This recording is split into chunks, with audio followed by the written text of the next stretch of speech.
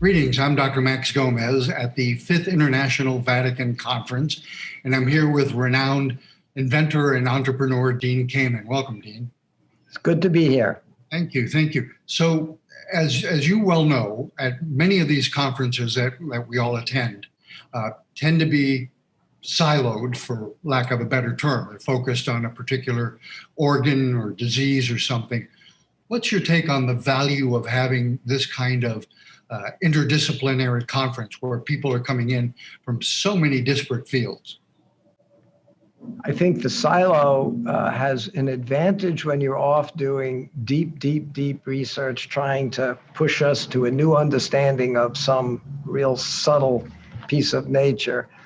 But the silo has a very, I think, long-term damaging effect in preventing society at large from fully understanding the opportunities as well as the risks of the advancements that we make. And when people don't understand the opportunities, they don't embrace them, they don't invest in them. When they don't understand the risks and they're afraid of them, they unnecessarily, in many cases, prevent new and better technologies from reaching scale. So I think an opportunity to have people across all of the human issues discuss their concerns is a very, very healthy thing. I'm sure that you have ideas coming left and right from other people and springing from your own mind all the time. And you've spent so much of your time developing ways to enhance human capabilities or compensate for deficiencies, perhaps, in human capabilities. How do you choose where to focus your efforts? Because you can't do everything for everybody. So where do we choose to deploy our resources and spend our time is an incredibly important and critical question. I think about it all the time because, as you point out, there's an unlimited number of needs out there. What we try to do is find the intersection of a problem that maybe we are more uniquely capable of solving than other people that are working on it. I have a lot of electrical engineers and mechanical engineers and systems engineers. I don't have biologists, so we're not doing the genetics or the genomics. We're trying to build the equipment for them. So we like to find problems that we have credible reason to believe if we focus on it, will make a big difference, not an incremental difference, but a disruptive one.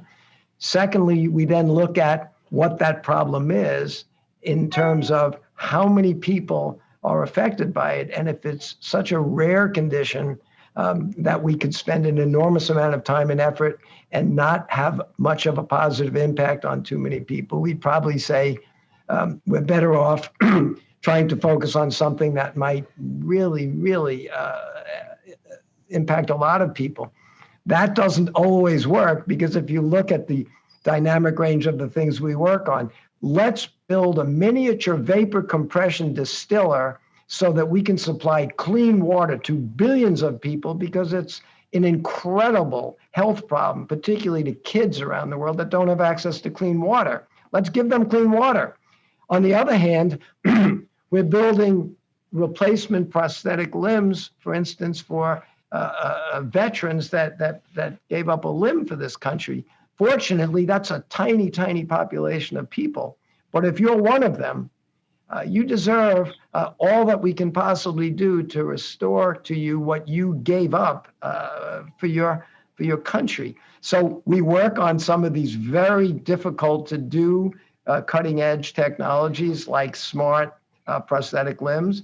And we work on making technology like diabetes pumps, insulin pumps available potentially to millions of people to make their lives better, or dialysis machines for hundreds of thousands of people, or water for billions of people.